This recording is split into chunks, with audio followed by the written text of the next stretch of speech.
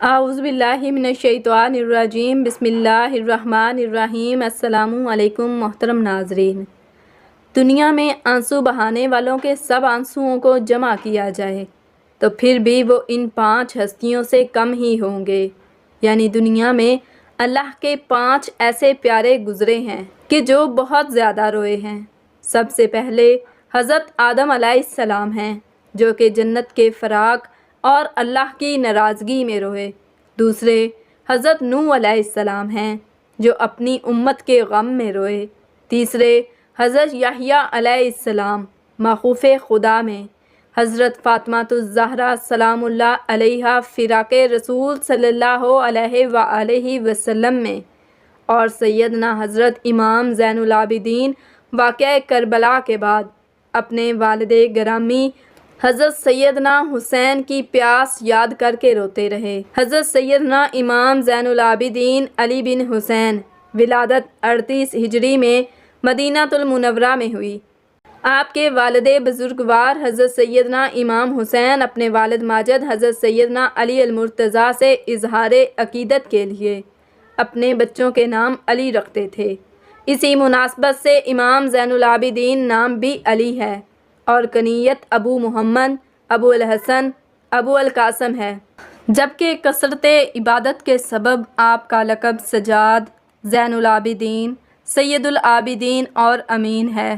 آپ کی والدہ ماجدہ حضرت سیدنا شہر بنو فارس کے آخری بادشاہ یزدجرد کی بیٹی تھیں۔ سیدنا امام زین العابدین نے 2 سال تک اپنے دادا حضور حضرت سیدنا علی المرتضیٰ کی آغوش عاطفت میں پرورش پائی۔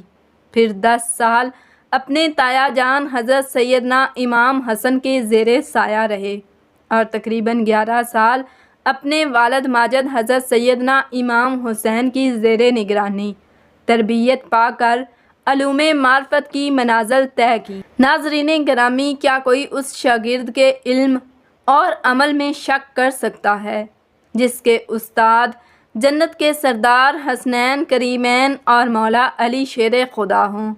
آپ کی زندگی کا ایک واقعہ جو روزانہ 5 دفعہ رونما ہوتا تھا وہ یہ تھا کہ آپ جب بھی وضو کرتے تو آپ کا چہرہ انور زرد ہو جاتا۔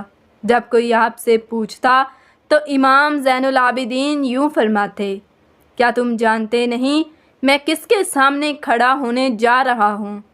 تاریخ انسانی کا سب سے پرسوز واقعہ، جس میں سیدنا زین العابدین کربلا میں اپنے والد گرامی اور اصحاب کے ساتھ ہونے والے تمام سانحات کے عینی شاہد بنے۔ مشیت الہی کے سبب آپ پر بیماری کے اثرات چھائے رہے، جس وجہ سے سیدنا امام حسین نے آپ کو میدان جنگ میں جانے سے منع فرمایا، اور یہی سبب تھا کہ یزیدی فوجیوں نے آپ کو شہید کی بجائے اسیر بنایا۔ جب اسیران کربلا گورنر ابن زیاد کے دربار میں پیش ہوئے تو سیدنا امام زین العابدین خطبہ کو سن کر ابن زیاد غصہ میں آیا اور اس نے چاہا کہ وہ انہیں بھی شہید کر دے، لیکن حضرت زینب سلام اللہ علیہا نے فرمایا، میرے جیتے جی ایسا نہیں ہو سکتا۔ چنانچہ ایک عورت کے قتل اور بغاوت کے ڈر سے ابن زیاد سیدنا زین العابدین کو شہید کرنے سے باز رہا۔ اس طرح جب حضرت امام زین العابدین خاندان رسالت کی بعظمت خواتین کے ہمراہ دربار یزید میں داخل کیے گئے تو آپ نے اپنے نانا جان کی طرح شیریں زبان میں نہایت فصاحت و بلاغت کے ساتھ خطبہ ارشاد فرمایا، اپنے خاندان کا تعارف کروایا اور نواسۂ رسول امام حسین کی عظمت بیان کی تو یزید کے درباری اور حضرت امام حسین کی شہادت سے ناآشنا افراد دھاڑیں مار کر رونے لگے اور ان کی آوازیں بے ساختہ بلند ہونے لگیں۔ یہ حال دیکھ کر یزید گھبرا اٹھا کہ کہیں کوئی فتنہ نہ کھڑا ہو جائے۔ اس نے اس کے رد عمل میں فوراً مؤذن کو حکم دیا کہ اذان شروع کر دو تاکہ امام زین العابدین کا خطبہ منقطع ہو جائے۔ اس عظیم سانحہ کے بعد آپ 34 سال حیات رہے، لیکن کبھی بھی کسی بھی لمحے اس سانحے کو بھول نہ پائے۔ روایات ملتی ہیں کہ آپ جب بھی پانی پیتے تو اپنے والد گرامی کو یاد کر کے بہت روتے۔ ایک روایت حضرت امام جعفر صادق سے اس طرح منسوب ہے کہ آپ فرماتے ہیں کہ زین العابدین رات بھر عبادت کرتے اور دن کو روزہ رکھتے۔ جب افطار کے وقت آپ کو پانی دیا جاتا تو آپ فرماتے کہ میرے بابا اور فرزند رسول کو پیاسا مارا گیا۔ آپ یہی بات دہراتے رہتے کہ دسترخوان آپ کے آنسوؤں سے تر ہو جاتا۔ کربلا کے بعد بھی بہت سے واقعات ہوئے، جیسا کہ واقعہ ہرا جس میں یزید کی فوج نے مدینہ پر حملہ کیا، لیکن اس جنگ کے متعلق آپ کی رائے کچھ سازگار نہ تھی، اس لیے امام زین العابدین نے اپنے خاندان کے ہمراہ مدینے سے باہر رہے۔ اس کے بعد توابین اور مختار تکفی کا قیام پذیر ہوا، لیکن جب بھی انہوں نے امام سجاد زین العابدین سے رابطہ کیا تو آپ نے خیر مقدم نہ کیا۔ امام زین العابدین اخلاق محمدی صلی اللہ علیہ وآلہ وسلم کی عملی تصویر تھے۔ ایک وقت ایسا آیا جب مدینہ منورہ میں سے بنو امیہ کو نکال باہر کیا گیا تو مروان بن حکم جو کہ امام زین العابدین کا جانی دشمن تھا، اس نے امام سے درخواست کی کہ اس کے خاندان کو اپنے گھر میں پناہ دے دیں۔ امام نے اسے پناہ دی اور اپنے گھر میں مکمل حفاظت سے رکھا۔ آپ نے شورش ختم ہونے تک اپنے بدترین دشمن کی مہمان نوازی فرمائی۔ آپ ایسے مہمان نواز تھے کہ بیک وقت 100 گھروں کی خفیہ کفالت کر رہے تھے۔ یہ بات تب ظاہر ہوئی جب آپ نے اس دنیا فانی سے پردہ فرمایا اور ان لوگوں کے گھروں میں راشن آنا بند ہو گیا۔ علامہ زہری لکھتے ہیں کہ امام زین العابدین ایک رات میں 1000 نوافل ادا کیا کرتے تھے۔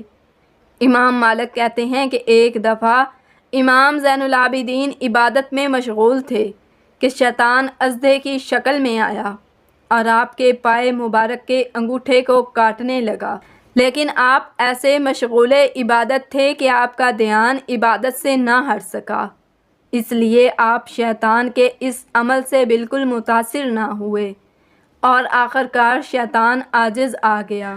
ابن عنیہ لکھتے ہیں کہ ایک دفعہ آپ حج پر گئے تو سب لوگ لبیک پکار رہے تھے، لیکن آپ نے لبیک نہ کہا۔ لوگوں کے پوچھنے پر آپ فرمانے لگے کہ مجھے ڈر لگتا ہے کہ میں لبیک کہوں، اور اگر مجھے لا لبیک کا جواب مل گیا تو میں کیا کروں گا؟ خیر آپ نے لبیک پکارا اور آپ بے ہوش ہو کر اونٹنی سے گر پڑے۔ حجاج بن یوسف کے وقت میں جب آپ دوبارہ اسیر ہوئے اور لوہے کی بھاری زنجیریں باندھ کر آپ کو قید کیا گیا اور پہرہ دار متعین کر دیے گئے، امام زہری فرماتے ہیں کہ میں جب امام زین العابدین کو قید میں ملنے گیا تو میں آپ کو دیکھ کر رو پڑا، کہنے لگا کہ میری تمنا یہی ہے کہ میں آپ کی جگہ ہوتا اور یہ مصائب میں برداشت کرتا۔ اس پر امام زین العابدین رضی اللہ تعالیٰ عنہ نے فرمایا کہ کیا تجھے یہ گمان ہے کہ اس قید و بندش سے مجھے قرب اور بے چینی ہے؟ حقیقت یہ ہے کہ اگر میں چاہوں تو اس میں سے کچھ بھی نہ رہے، مگر اس میں اجر ہے اور تذکر ہے اور عذاب الہی عز و جل کی یاد ہے۔ یہ فرما کر بیڑیوں میں سے پاؤں اور ہتھ کڑیوں میں سے ہاتھ نکال دیے۔ یہ اختیارات ہیں جو اللہ تبارک و تعالیٰ کی طرف سے انہیں عطا فرمائے گئے، اور صبر و رضا ہے کہ اپنے وجود اور اساش وجود، گھر بار، مال و متاع سب سے رضائے الہی عز و جل کے لیے ہاتھ اٹھا لیتے ہیں اور اس میں کسی چیز کی پرواہ نہیں کرتے۔ امام زین العابدین اگرچہ گوشہ نشینی کی زندگی بسر کر رہے تھے، لیکن آپ کے روحانی اقتدار کی وجہ سے بادشاہ وقت نے آپ کو قید بند کرنے کے بعد زہر دینے کا پروگرام بنایا۔ چنانچہ اندلس، سندھ اور وسط ایشیا علاقے فتح کرنے والے ولید بن عبد الملک 58 برس کی عمر میں جناب زین العابدین کو زہر دے دیا، جس کی وجہ سے آپ نے 25 محرم الحرام 95 ہجری جم شہادت نوش کیا۔ آپ کی نماز جنازہ آپ کے بیٹے امام محمد باقر نے ادا کی اور آپ کو جنت البقیع میں آپ کے تایا جان حضرت امام حسن اور دادی جان حضرت بی بی فاطمہ سلام اللہ علیہا کے پہلو میں دفن کر دیا گیا۔ اللہ تعالیٰ ان کے ظاہری باطنی برکات سے مسلمانوں کو فیض یاب فرمائے اور ان کے اخلاص مندانہ قربانیوں کی برکت سے اسلام کو ہمیشہ مظفر و منصور رکھے۔ اے اللہ پاک، تجھے امام سید سجاد کا واسطہ مجھے سجدہ کرنے والا بنا اور باقر علم خدا کے وسیلہ سے علم دین کی دولت سے مالا مال فرما۔ ناظرین، ویڈیو کیسی لگی؟ ویڈیو کو لائک کر دیں، شیئر کر دیں اور کمنٹ سیکشن میں آمین لکھنے کے ساتھ ساتھ اللہ تعالیٰ کے 99 ناموں میں سے ایک نام ضرور ٹائپ کریں۔ جزاکم اللہ خیراً کثیرا۔